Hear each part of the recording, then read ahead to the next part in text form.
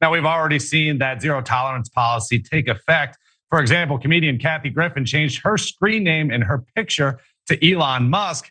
And after that, her account was promptly suspended. Musk later tweeting that if it's not marked as parody, the punishments will come down, including account suspension and a loss of verification. Twitter is free. Freedom of choice, freedom of speech, freedom to parody, freedom to have fun. In fact, I heard comedy is back on Twitter, unless it's about Elon Musk. He's already using his new content moderation policies, which I thought were nothing, to stop people from being or acting like him. Here's his tweet. Going forward, any Twitter handles engaging in impersonation without clearly specifying parody will be permanently suspended because Twitter is free. There's only 3 public figures that have been the victim of this new policy. Celebrities such as Kathy Griffin, Sarah Silverman, and Mad Men star Rich Sommer quickly had their accounts removed for changing their usernames and photos to match Musk's.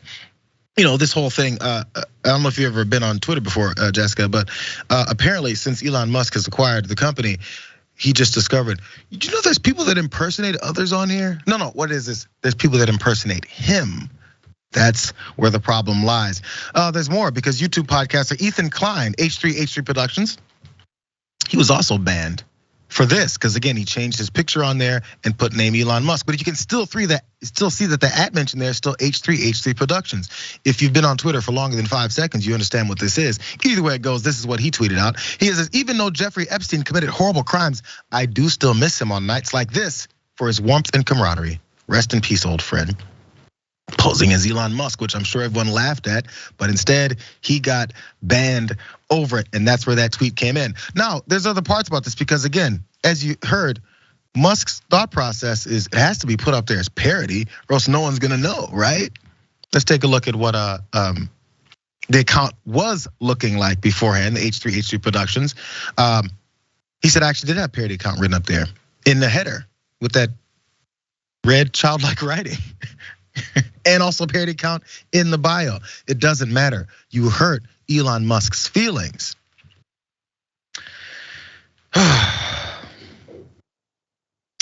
So there's more of these doing to destroy this company though, you guys. Let's go to this next video. Twitter tweet storm as employees learned they were fired over email. In an effort to place Twitter on a healthy path, we will go through the difficult process of reducing our global workforce, the company told them.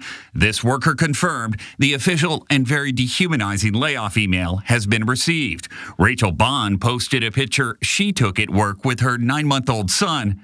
She's also 8 months pregnant. CEO Elon Musk has not talked about the firings, but he did tweet about the company's financial problems. Twitter has had a massive drop in revenue due to activist groups pressuring advertisers, even though nothing has changed with content moderation.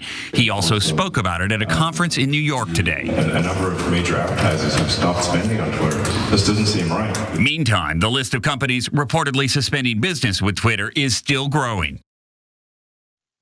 Jessica, it seems that if Elon Musk would focus in on the way the company's being run by this guy named Elon Musk, more so than worried about chasing down accounts that mock him, he might be doing a little bit better than the fact they're losing all this money and advertisers daily.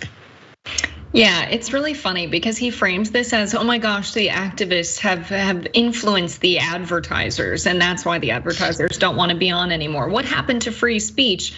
Neglecting the fact that activists organizing against advertisers is protected under free speech laws. That is them demonstrating their free speech. And Elon in this moment is just demonstrating his psychological trauma, right? He has a father that he's always wanted to make proud, who is vocally not been proud of him.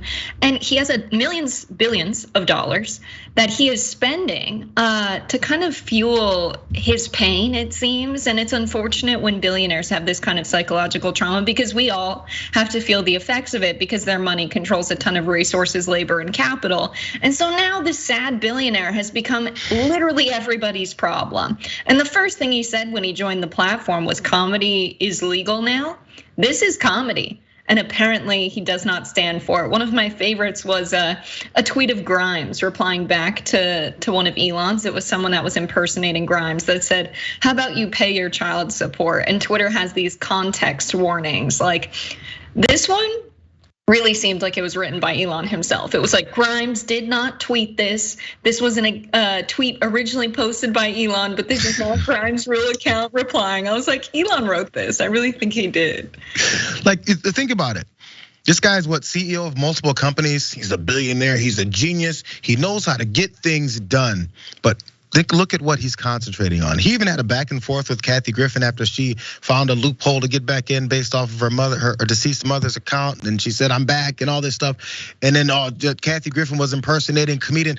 This is what Elon Musk, savior of so many people, is focusing on. Do you think he's putting a lot of energy and attention towards his companies to make them run better?